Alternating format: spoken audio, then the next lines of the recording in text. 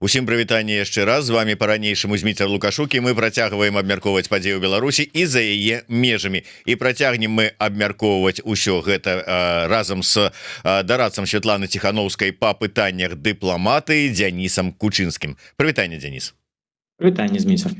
Дзяніс 2 тыдні уже атрымліваецца таму быў у ЗША, хадзіў па абкамаўскіх калідорах, адкрываў дзверы ногой і даводзіў пазіцыю Беларусі усім чыноўнікам. Ну я жартую, не жартую, але сапраўды Дзяніс быў з, можна сказаць, з афіцыйным візітам у Злучаных Штатах. Было шмат інфармацыі пра яго сустрэчы і гэтак далей, але вось акурат такі фактычна за пару хвілінаў да пачатку нашага стрыма з'явілася інфармацыя пра тое, што офіс Святланы Ціхановскай прадставіў амерыканскаму боку ідэю арганізацыі міжнароднага круглага стола для перамоваў з рэжымам Александра Лукашэнкі. Ну, я разумею, што гэта адмыслова да нашага эфіра, вось менавіта цяпер апублічылі гэтую інфармацыю, але Дзяніс, ўсё ж таки мог бы прытрымаць да эфіра, уже падчас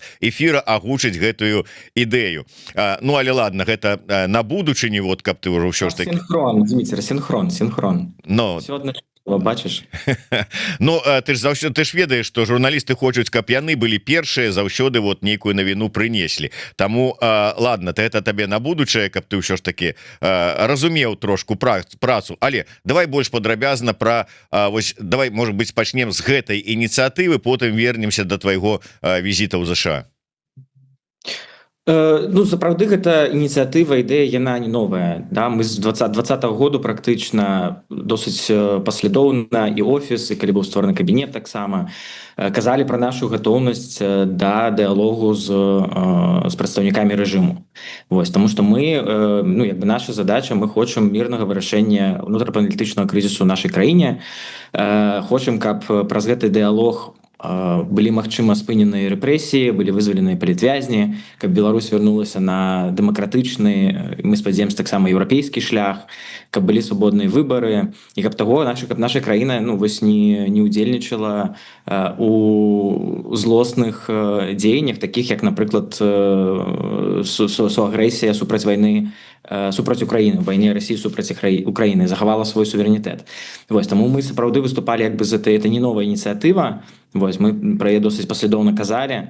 Вось, і як бы таксама мы кажам, што для таго, каб такая ініцыятыва з'явілася, каб такі круглы стол ці нейкія перамовы пачаліся, павінны быць мінімальныя умовы выкананыя. Перадусім гэта спыненне рэпрэсіяў, гэта вызваленне палітзняволеных. Вось, таму тут у кантэксце вызвалення Сергея Ціхановскага як бы мы бачым, што гэта можа быць у тэорыі нейкім першым крокам, але насамрэч зараз мы не бачым нейкіх зменаў сістэматычных. Все ж таки унутры Беларусі рэпрэсіі працягваюцца, турмы напаўняюцца, адных людзей выпускаюць, іншых сажаюць. Вось, але з іншага боку таксама, вось што тут важна, тут нават не пра самога Лукашэнку, а пра яго чыноўнікаў, пра апарат, пра номенклатуру. Мы бачым, што сярод чыноўнікаў унутры сістэмы уже саспевае і саспела такое разуменне патрэбы ў такім дыалогу, патрэбы ў такім круглым стале. І сапраўды у іх, у чыноўнікаў, у номенклатуры іхняя лаяльнасць да гэтага цяперашняга рэжыму, яна грунтуецца насамрэч не на нейкай ідэалагічнай прыхільнасці, а хутчэй на такой залежнасці больш ад інстытутаў, ад нейкіх сацыяльных гарантый. Вось, таму мы нават глядзім, калі публічнай прасторы чыноўнікаў не шмат ёсць нейкай такой адкрытай варожасці да захаду. Шмат з іх жыве па нейкіх такіх заходніх стандартах.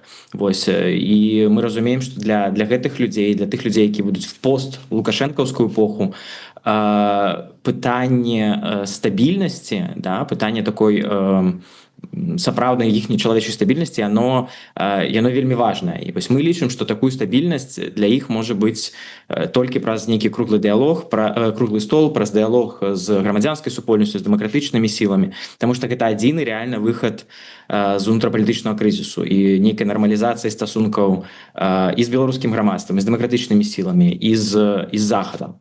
Вось, таму гэта як бы адкрытасць з нашага боку да такой вось размовы з тымі людзьмі, якія зараз атачаюць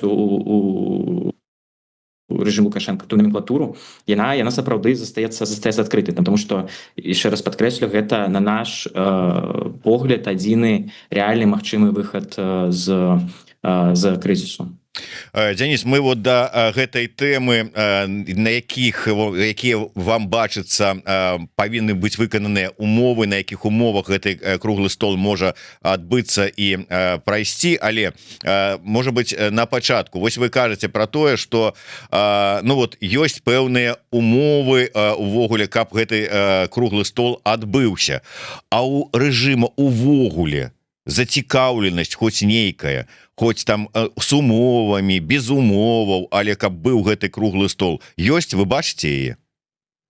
Мне здаецца, што тут сапраўды могуць быць розныя прычыны з боку рэжыму, тых людзей, якія атачаюць Лукашэнку, і насамрэч яны могуць быць там звязаныя з шэрагам фактараў. І тут як бы, ну, перадусім я бы, конечно, адзначаў фактар геапалітычных абставінах. Все, што адбываецца в Украіне, альбо в адзін ці в іншы бок, як бы, ці это будзе эскалацыя, ці дээскалацыя, ці ўзмацненне пазіцыю Кіева, ці наоборот, там, ці перамір'я, напрыклад, яно все ўплывае як вот такой лодцы, да, это такая гайданка у лодцы, яна можа выкінуць Лукашэнку за борт.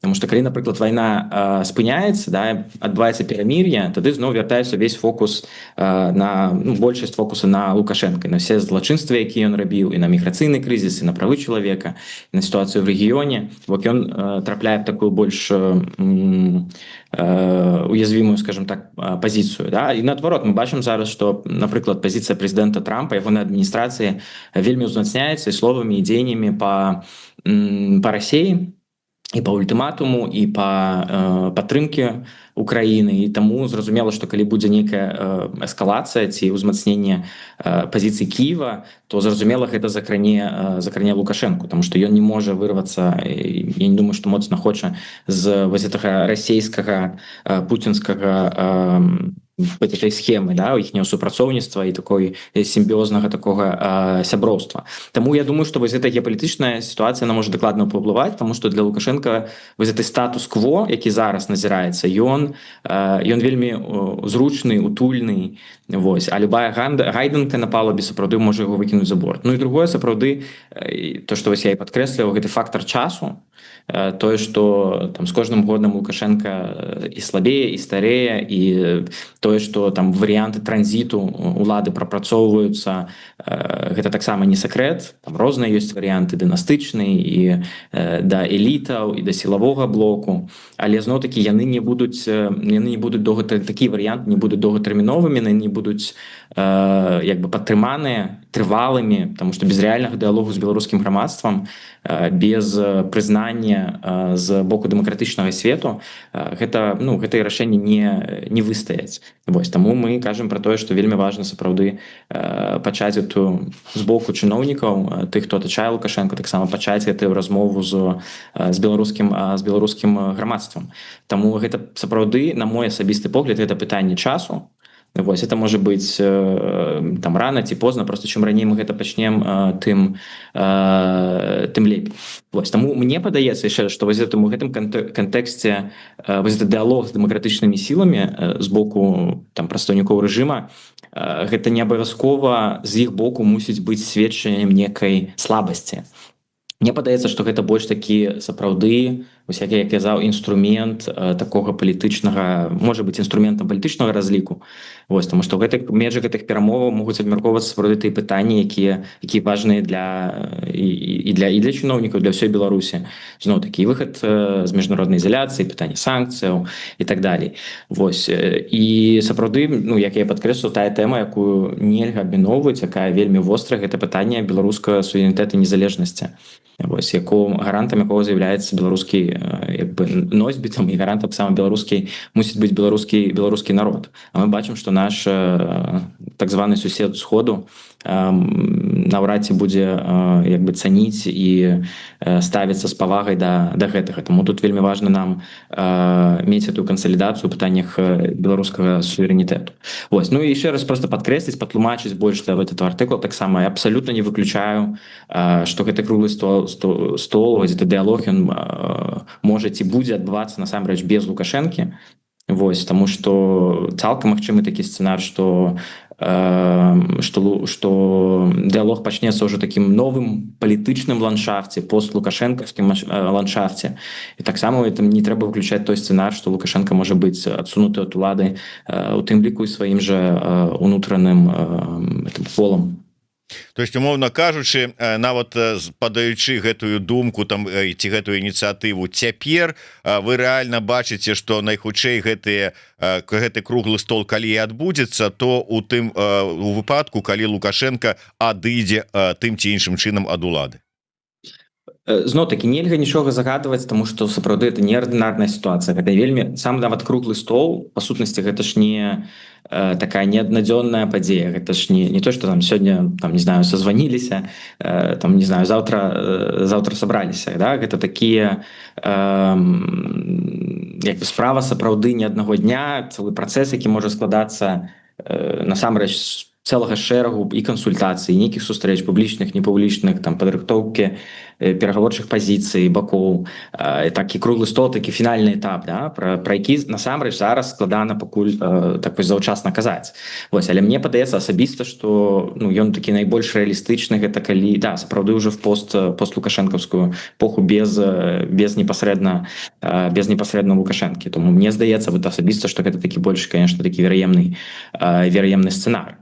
Вось, але тут сапраўды важна размова беларусаў з беларусамі, грамадства беларускага і там дэмакратычных сілаў, тых людзей, якія зараз знаходзяцца у рэжыме, у адміністрацыі, у апараце дзяржаўным, да, сапраўды мы бачым, што там ёсць шмат годных людзей, ёсць шмат людзей, якія і закладнікі сітуацыі, ёсць людзі, якія цудоўна разумеюць всю гэту сістэму. Вось это само это пакаленне зараз, якое змянілася, вот пакаленне 1970-х гадоў, да, які зараз збольшага знаходзяцца ў дзяржаўным апараце. Вось это пакаленне X, яно сапраўды такое адкрытае да зменаў і зноў-такі цэніць стабільнасць.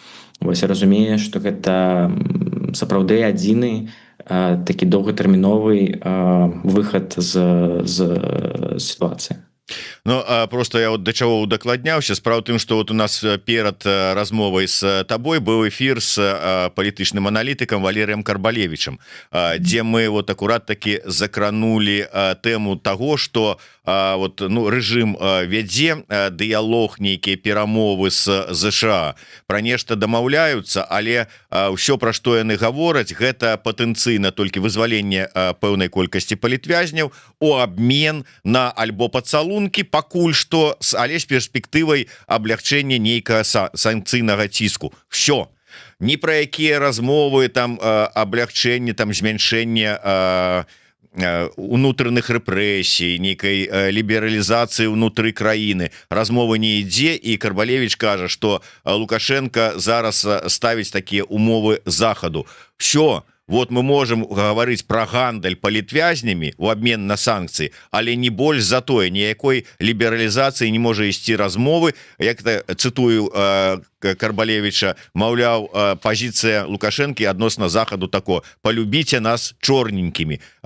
Ще размовы про нейкую унутраную лібералізацыю скончыліся ў 10-м годзе. Все. І таму казаць про тое, што нешта з-за нечага Лукашенко зараз зменіць сваю пазіцыю, я згодны з Карбалевичем, мне падаецца, што это пакуль не мае сэнсу, ці не? Мне здаецца, што Лукашенко ён не заўсёды ў такой пазіцыі, каб нешта дыктаваць, тым больш адміністрацыі Трампа ці там агулам захаду, не ў такой пазіцыі, не ў такой моцнай пазіцыі, каб выставляць такія умовы. Тое, што, напрыклад, сёння у яго ёсць магчымасць вытрымаць праз страх, праз рэпрэсіі гэтую ўладу, гэта не значыць, што заўтра это будзе абсалютна тая ж сітуацыя, да? І што ягоныя пазіцыі яны сапраўды не ўзмацняюцца ў гэтым. Вось, таму мне падаецца, што что ну зразумела что такі сцэнар які Валера опісвае што ён можа быць што ён можа гэта казаць што ён можа так як бы пазіцыянаваць себе можа вось выходзіць і адкрыта крытыкаваць Трампа як было некалькі тыдняў прэзідэнта Трампа некалькі тыдняў таму але пытанне ці гэта сапраўды падмацавана чымсьці большым з ягонага боку ці ён мае сапраўды вось эту вагу і упэўненасць у гэтым мне здаецца што наадварот чым больш вось такое ну выходзіць такой агрэсіі і такой абарончай пазіцыі тым насамрэч она показвае ягоную насамрэч слабасць да? І вось эту рэакцыю на прэзідэнта Трампа на ягоную адміністрацыю вось у гэтым двухтыдневым звароце мне здаецца што это наадварот показвае больш такую уязвімасць Вось таму это ну, сапраўды не значыць што заўтра гэта не памяняецца Я думаю што насамрэч ён пралічвае таксама свае варыянты свае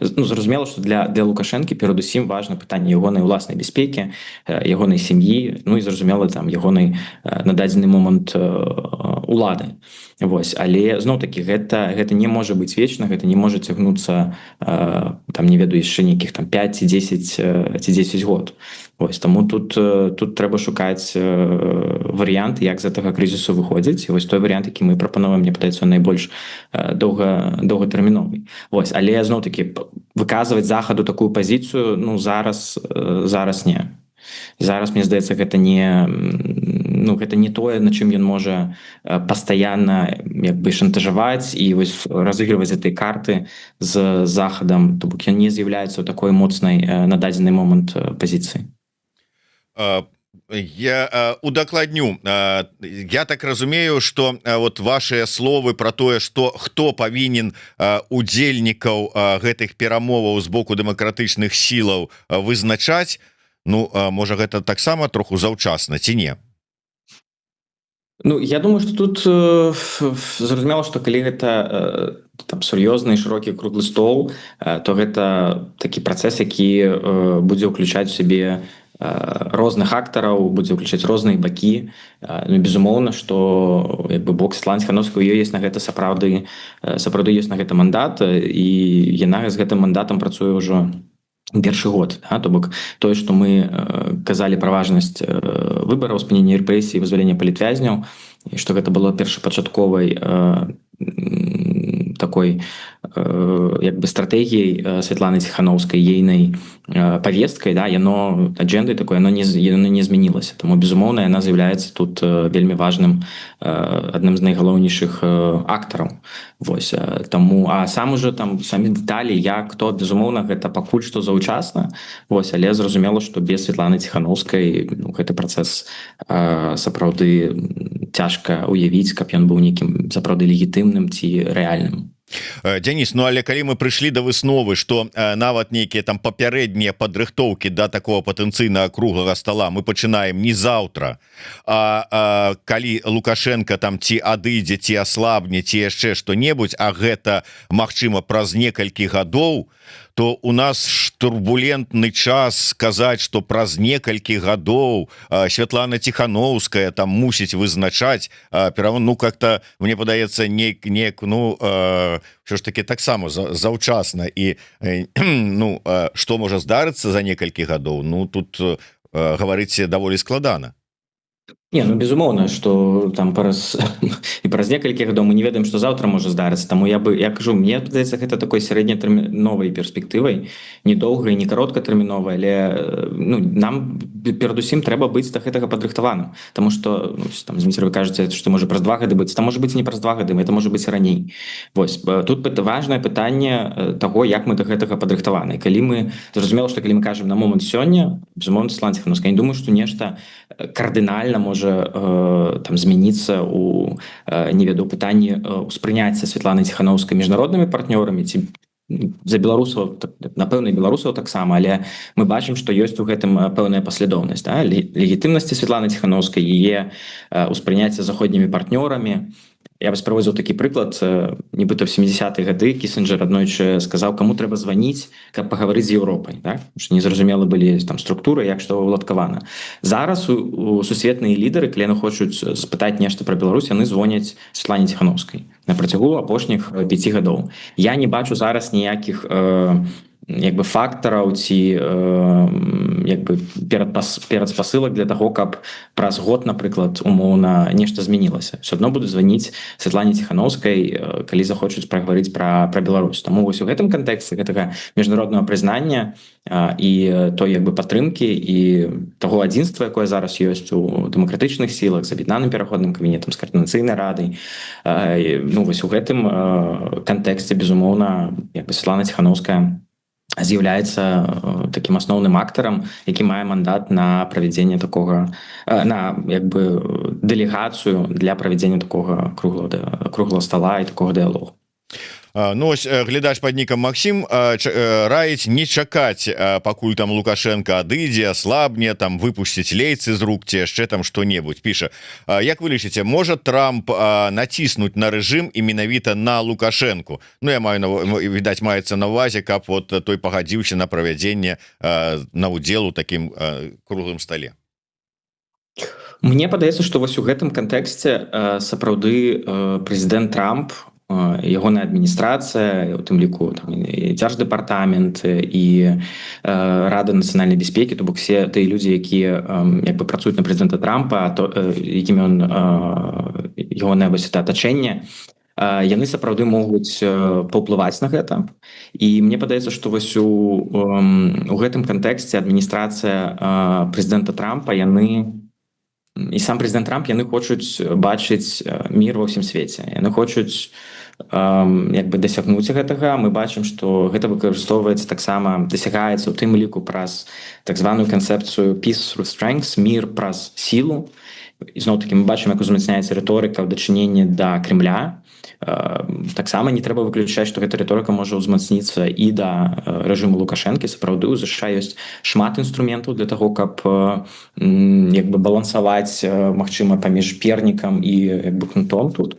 Вось таму мне здаецца, што вось дасягненне гэтага дыялогу і вось змена ў Беларусі, яно б было для прэзідэнта Трампа такой сапраўднай гістарычнай перамогай не толькі вось у кантэксце, які для нас важны, і там і нацыянальнага дыялогу, і прымірэння, каб Беларусь дэмакратызавалася. Але мне здаецца, што яно таксама можа быць важным, сапраўды будзе важным і для прэзідэнта Трампа ў такім больш шырокім геапалітычным кантэксце. Таму што гэта сапраўдны такі геймчейнджер для Еўропы у пытанні і бяспекі. Не трэба паўтараць, думаю, нашы гледачы ведаюць, што у нас 1000 кіламетраў мяжы з Украінай, там 750 міль з краінамі НАТО. Вось, то бок дэмакратычная Беларусь сапраўды яна кладзецца вось у гэтую канцэпцыю прэзідэнта Трампа і цяперашняй амерыканскай адміністрацыі для таго, каб Еўропа была моцная, больш моцная сама па сабе. Вось, ну і таксама кладзецца ў канцэпцыю вось гэтага міра, да, і таго, што прэзідэнт Трамп это чалавек, які хоча прынесці больш міру вось у гэты свет. Таму сапраўды інструментарій у ЗША і у прэзідэнта Трампа ў дачыненні да рэжыму Лукашэнкі насамрэч шырокі. Сыходзячы з гэтага разумення, вось гэта інструментарыя, вы і агучылі менавіта 16 ліпеня і менавіта падчас перамоваў у Вашынгтоне з намеснікам дарадцы прэзідэнта ЗША Эндрю Байкерам гэтую ідэю. Мы абмяркоўвалі розныя там ідэі, мы абмяркоўвалі там і цяперашні стан, і там пазіцыі беларускіх дэмакратычных сілаў, і таксама розныя варыянты выхаду з гэтага крызісу, і таксама розныя інструментарыі, які ёсць у прэзідэнта ЗША і у цяперашняй адміністрацыі. Ну так, тым больш, што Байкер сапраўды, як вы адзначаеце, з'яўляецца адным з фактычна кіраўніком Савета нацыянальнай бяспекі, да, Энді, не Эйры, выбачаюся, у спадара фактычна кіраўніка Савета бяспекі. Дзяніс, я цытую вас таксама. Без удзелу Ціханаўскай, яе офіса, пераходнага кабінета, каардынацыйнай рады і грамадзянскай супольнасці любы перамоўны фармат не будзе легітымным.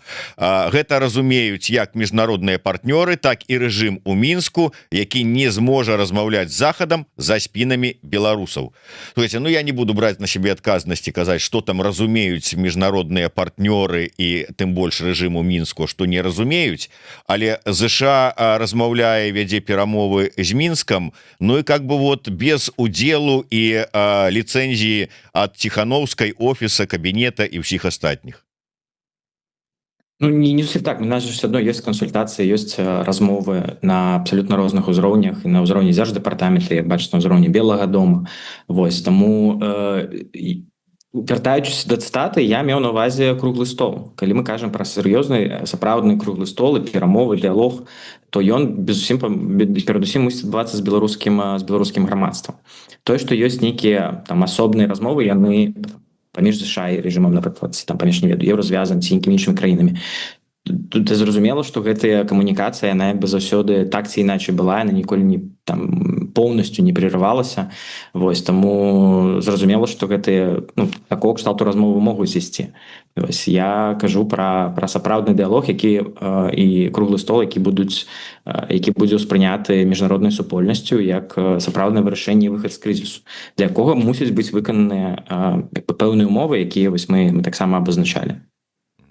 Вожык патрыёту дакладняецца, а РФ дапусціць нейкі круглы стол, а Лукашенко і так узгадняе кожны рух у Крамлі. Ну я ўжо дадам, нават калі вот улічыць, што размовы пайдуць пасля там нейкага там пэўнага адыхода Лукашэнкі, то уявіць сабе, што Москва так проста возьме і адпусціць лёс Беларусі са сваіх рук, таксама не даводзіцца. Вось улічваеце гэты момант? Не, безумоўна, улічваем, але зразумела, мы ж таксама не ведаем, якая будзе гэта Расія, які будзе Кремль у гэты момант. Ці будзе ім, напрыклад, наогул да гэта, ці будзе яны мець магчымасць для такога як бы умешальніцтва.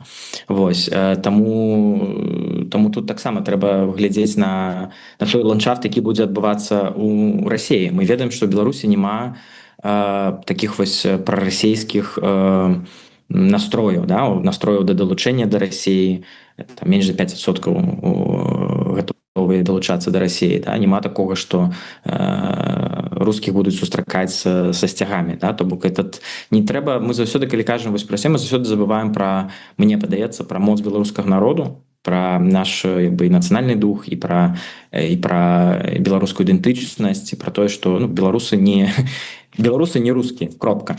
І гэта вызначаецца ва ўсім.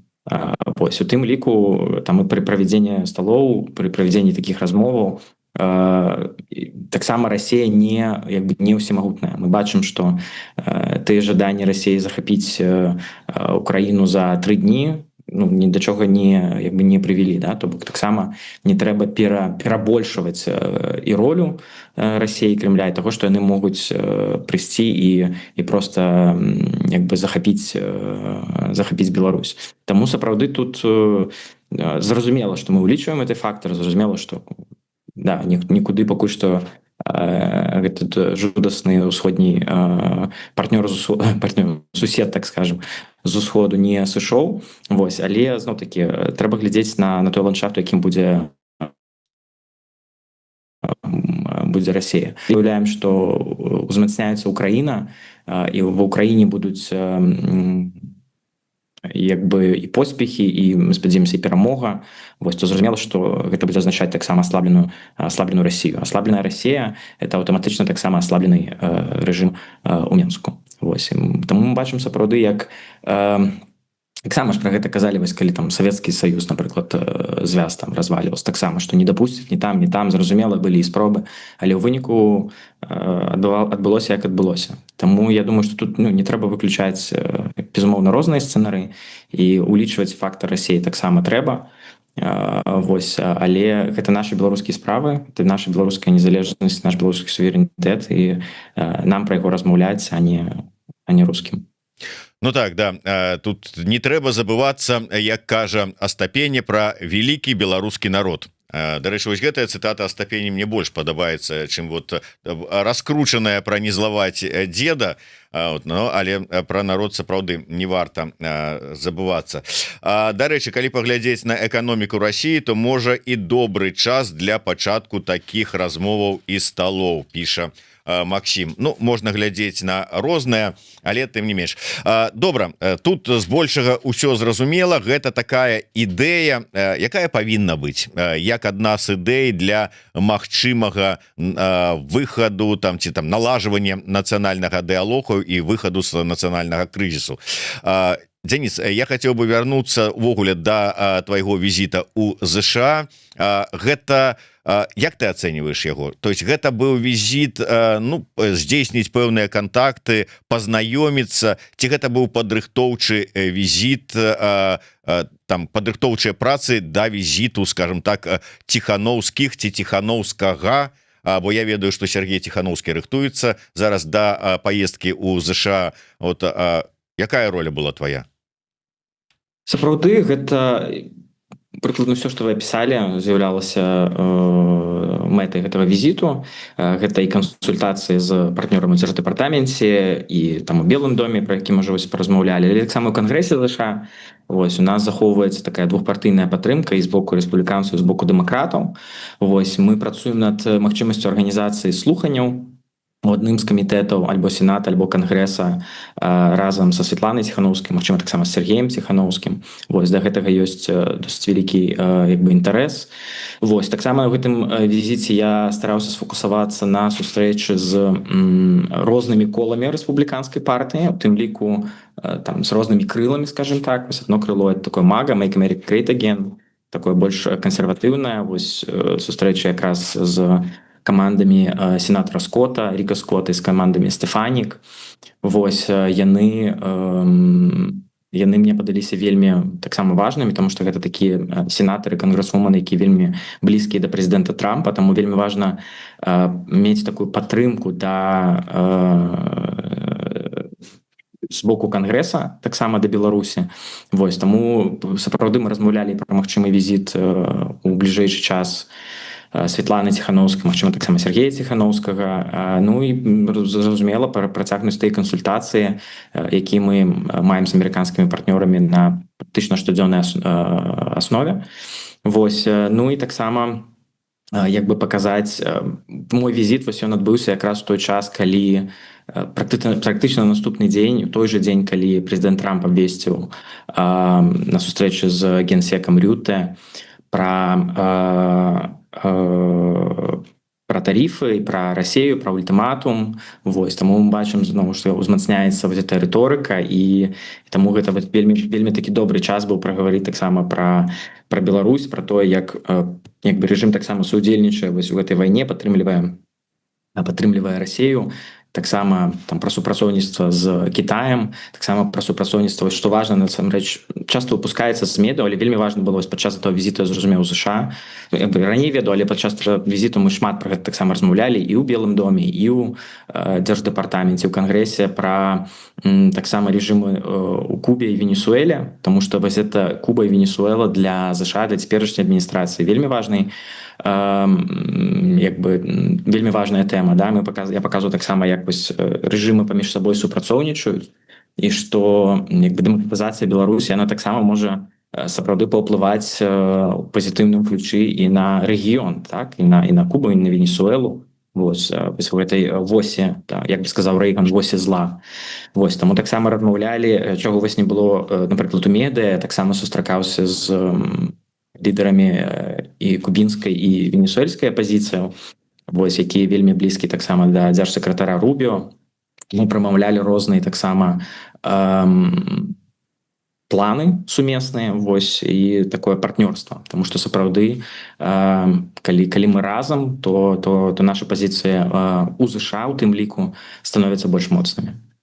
Але калі ўсё ж таки вот сёння ЗША чым канкрэтна магло бы дапамагчы пасудзейнічаць беларускім дэмакратычным сілам, беларускаму грамадству з аднаго боку, з улікам таго, што вот узгаданы дыялог паміж Вашынгтонам і Мінскам ўсё ж таки ідзе? Сапраўды, у нас ёсць паміж беларускімі дэмакратычнымі сіламі, грамадствам і ЗША, у нас ёсць стратэгічны дыялог па шэрагу накірункаў, які мы спадзяемся таксама ў гэтым годзе будзе як бы перазапушчаны таксама працягнецца. Вось той падтрымкі мы вельмі ўдзячны, зразумела, ураду ЗША, адміністрацыі за тыя намаганні па вызваленні беларускіх палітвязняў. Вось і па гэтаму тому супрацоўніцтву таксама з намі, таму што сапраўды у свеце зараз тысячы праблем. Фокус заўсёды змяшчаецца з адной праблемы на іншую, і тое, што Беларусь таксама ёсць вось у гэтай арбіце, для нас это вельмі важна. Мы сапраўды верым у тое, што адміністрацыя прэзідэнта ЗША яна можа зрабіць такую гістарычную рэч і адыграць такую гістарычную ролю у дэмакратызацыі Беларусі, у прывядзенні, у выхадзе з этого внутреннапалітычнага крызісу, але і таксама вось па тым трэку па вызваленні беларускіх палітзняволеных і, спадзяёмся, таксама па спыненні рэпрэсіяў. Акурат такі от у працяг гэтага майго пытання заўвага пытання ад Вожыка Патрыёта. Раней ЗША да 9 жніўня наносілі пэўныя удары па рэжыме. Ці варта чакаць такіх крокаў гэтым разам, бо ЗША апошнім часам дэкларуе дыстанцыянаванне ад палітычных працэсаў у іншых краінах? Таруся, згубіў апошнія два, перабілася у мяне троху. Бо ЗША апошнім часам дэкларуе дыстанцыянаванне ад палітычных працэсаў у іншых краінах. Сапраўды, тут зноў-такі вяртаючыся да таго, што я казаў раней, тут гэта пытанне нацыянальнай бяспекі, нацыянальных інтарэсаў ЗША.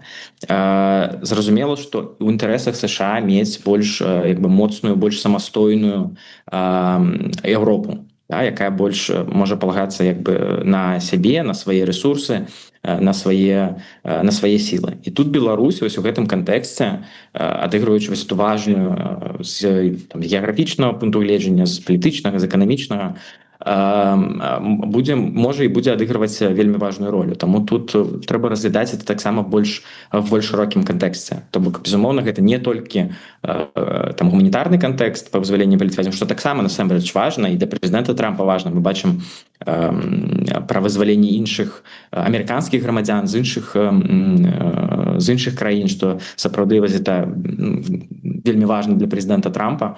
Вось, але зразумела, што гэта не адзіны фактор, скажем так. Вось, таму тут больш пытанне пра такі больш шырокі геапалітычны кантэкст і не толькі праз непасрэдна, вось як адзначыў у каментары пра тое, што гэта ўмешальніцтва ў справы альбо некая такая простая дапамога.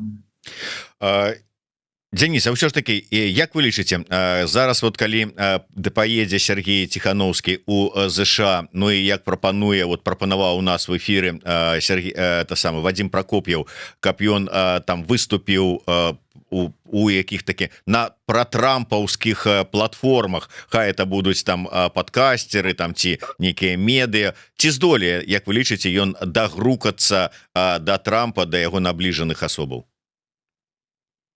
Я ўпэўнены, што голас Сергея вельмі моцны, і я думаю, што ён вельмі моцна зрэзануе ў пазітыўным рэчышчы да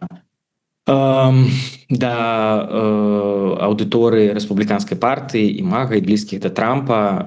Я думаю, што таксама дагрукацца. У нас ёсць канал камунікацыі проставых дарадцаў прэзідэнта Трампа, але і кангрэсменаў, і сенатараў, але я ўпэўнены, што гэта яшчэ больш узмацніць з такой перспектывы таксама такой чыста чалавечай, чыста Сергея, як вельмі харызматычнага чалавека. То бок я ўпэўнены, што это толькі ўзмацніць, таму што сапраўды і той мовай, якой карыстаецца Сергей, і ягоны падыход, вось та харызма, я думаю, што яны вельмі моцна зімпануюць з аўдыторыяй.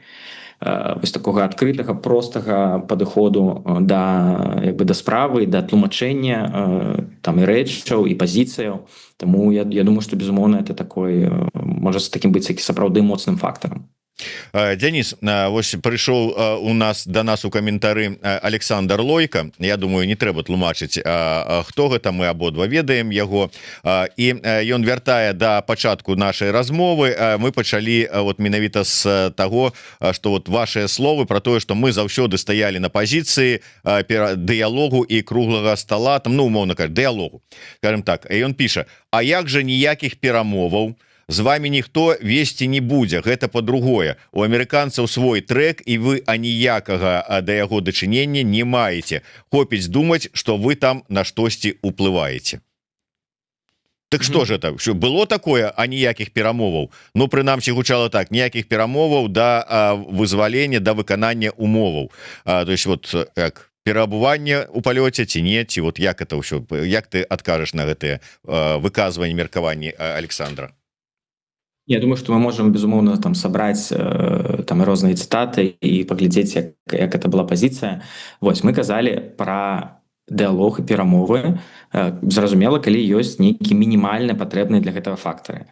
Скажем так, праводзіць, ну вось уявіце, праводзіць круглы стол, уяўляем просто так фантазуючы, да, калі асноўныя вялікія важныя палітычныя лідары, журналісты, грамадскія дзеячы знаходзяцца у вязні, працягваюцца рэпрэсіі, мне гэта складана ўявіць. То бок такога кшталту перамоў, такога кшталту дыалог складана ўявіць, тому што гэта ну як бы павінны быць нейкі мінімальны для гэтага ўсё ж такі перадумовы. Вось у такім сэнсе, я думаю, калі там спасылацца на нейкі каментар, вось які зараз быў згаданы.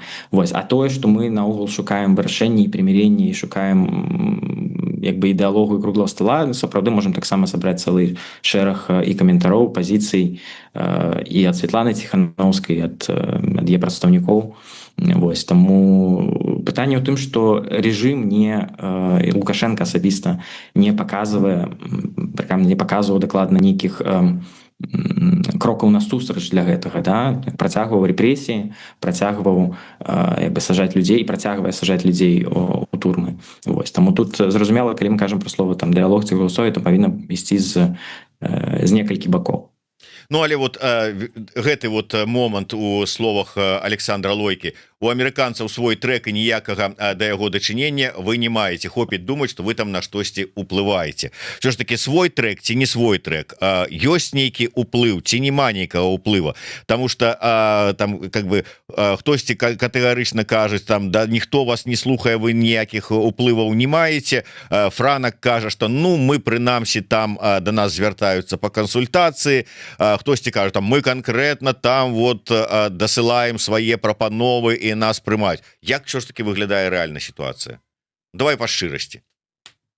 Глядзіце, па шчырасці зразумела, што ні там ЗША, ні еўразвяз, там не любая іншая краіна, у іх безумоўна у кожнай краіны свая палітыка. І мы не можам як бы вызначаць палітыку іншага ўрада, іншай дзяржавы, там іншай адміністрацыі. Мы можам кансультаваць, мы можам раіць, мы можам звяряць пазіцыі, мы можам як бы іх разам выпрацоўваць, але зразумела, што у кожнага яна свая, гэта абсалютна нармальна. Таму я думаю, што тут не трэба кідацца ні одну крайнасць, не в іншую. Сам факт того, што адбываюцца такія сустрэчы, адбываецца кансультацыя, адбываецца зверка пазіцый, адбываюцца сустрэчы на розных узроўнях. Я згубіўся на секунду. Мне чуеш, Сергей? Ой, Сергей, кажу, Дміцер. Чуць-то чую, но там, здаецца, відэо троху падвісла. Выбачаюся, да, штосьці. Вось, таму ну, не трэба кідацца ні в одну, ні в іншую крайнасць. Да? Зразумела, што там і трэкі могуць быць розныя, але важна вось эта каардынацыя пазіцый, камунікацыя, кансультацыя. Вось, таму я думаю, што тут просто мы берем дзве крайнасці, і абедзве з гэтых крайнасцяў яны не з'яўляюцца як бы сапраўднымі, не з'яўляюцца такімі нейкімі ёсць насамрэч. Вось, таму я б тут не перабольшваў, але таксама бы не зменшаў бы таксама ні ролю ні дэмакратычных сіл, ні той працы, якая робіцца і аб'яднаным пераходным кабінетам, Координацыйнай радай, грамадзянскай супольнасцю, журналістамі. Вось, таму што сапраўды вось і гэтай сустрэчы і сам факт гэтых размоваў, там і стратэгічнага дыалогу, іншага, яны паказваюць пра вось гэтую пра ўзаемадавер з аднаго боку, а з іншага боку таксама пра кансультацыю. Вось, таму я бы не хацеў тут таксама перабольшваць, там казаць, што вось мы там сказалі і так зрабілі і так далее. Не, зразумела, што так але казаць таксама, што гэта абсалютна не мае ніякага дачынення, што вы там, што все самі робяць, беларускія там дэмакратычныя сілы ні на што не ўплываюць, нічым не займаюцца. Ну, мне здаецца, таксама это сапраўды нейкая крайнасць. Вось, таму трэба, як бы як кажуць, праўда заўсёды дзесьці пасярэдзіне. Ну і на завяршэнне вось адразу пасля вашага ад'езду з ЗША буквально праз некалькі дзён туды ж у тыя ж самыя калідоры прыехалі Валерый Кавалеўскі, здаецца, з Вольгай Гарбуновай. А мы ведаем, што у іх пазіцыя і бачанне магчымага дыялога трошку вельмі моцна адрозніваюцца ад вашага. Ці не упадаюць у ступор амерыканскія палітыкі, калі прыязджае адзін палітык дэмакратычнай Беларусі і кажа адно, а буквально наступны дзень прыязджае іншы і кажа крыху іншае, а часам нават супрацьлеглае. І вот якая рэакцыя, якія па выніку тады атрымліваюцца месседжы ад іх? Ну, мне здаецца, што не, тому што я думаю, што партнёры і ЗША і ў іншых краінах яны разумеюць там, калі казаць пра Валера, напрыклад, што вось ён прадстаўляе сваё ўласнае меркаванне. Вось ён, як і па сутнасці ўсе людзі, мае права на гэтае меркаванне, вось да яго прыслухаюцца, да яго там уласнага меркавання ці да меркавання яшчэ кагосьці. Я прыязджаў ад імя Святланы Ціханаўскай, прадстаўляў меркаванне Святланы Ціханаўскай і як бы ейных структур. Вось таму я думаю, гэта цалкам зразумела вось для партнёраў, вось хто як бы што прадстаўляе і каго прадстаўляе. Вось, а в астатнім, ну не ведаю, у меня позиция, я просто не там наконт Валеры и так далее, я не моя позиция не каментаваць, не крытыкаваць, я там з павагай ставлюся да той працы, якую мы мелі разам. Вось, і это сапраўды там былі і паразы і перамогі. Вось цяперашняя пазіцыя, ну мне асабіста менш зразумела ў гэтым сэнсе, як так рэзка можна было яе змяніць, потому что заўсёды быў такі хардлайн, такая пазіцыя, яна зараз рэзка так змянілася. Вось, ну але гэта зноў такі, я тут не хочу гэта неяк не каментаваць, не аналізаваць. Я думаю, што гэта праца і журналістаў беларускай грамадскасці, чаму як гэта так змянілася. Вось, але ну сярод партнёраў я не бачу некага не такого, знаеш, непаразумення ці некага такога, што чаму так, а вось это так. Ну, ёсць дакладнае разуменне, што вось это прыватная пазіцыя, напрыклад, аднаго чалавека, ці прыватная пазіцыя іншага, і вось пазіцыя агульная беларускіх дэмакратычных сілаў. Вось, таму я не бачу некага такога конфьюзу, скажем.